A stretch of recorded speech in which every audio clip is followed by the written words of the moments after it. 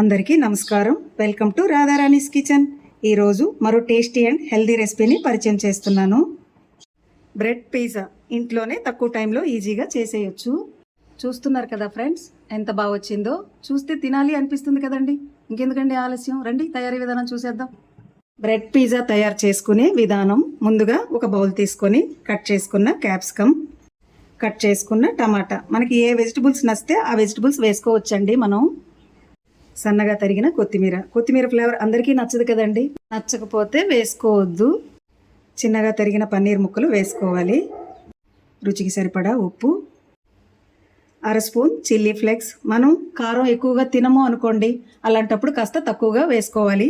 ఇది ఇంట్లో తయారు చేసుకునే చిల్లీ ఫ్లేక్స్ కదండి, అందుకని కారం ఎక్కువగా ఉంటుంది. టేస్ట్కి సరిపడా చాట్ మసాలా, ఒక స్పూన్ మైనీస్ ఇంట్లో తయారు చేసుకున్నామండి. అన్నింటినీ చక్కగా కలిసేలా కలుపుకుందాం.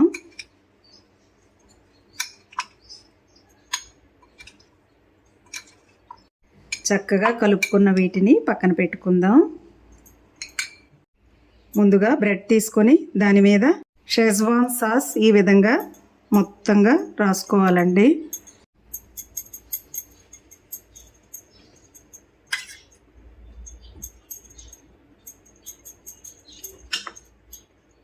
తరువాత చీజ్ స్లైసెస్ని బ్రెడ్పై ఈ విధంగా పెట్టుకోవాలండి.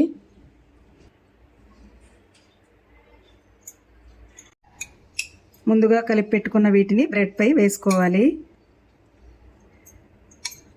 కాస్త ఎక్కువగానే వేసుకోవాలండి. ఇలా మొత్తం ఇలా అన్నింటినీ వేసుకున్నాక దానిపైన చీజ్ వేసుకోవాలి.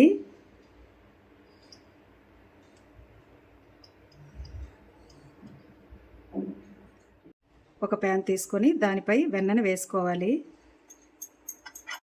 ప్యాన్ వేడెక్కిందండి. ఒక్కొక్క స్లైస్ని ఈ విధంగా పెట్టుకొని స్టవ్ సిమ్లో పెట్టుకుని కాల్చుకోవాలండి.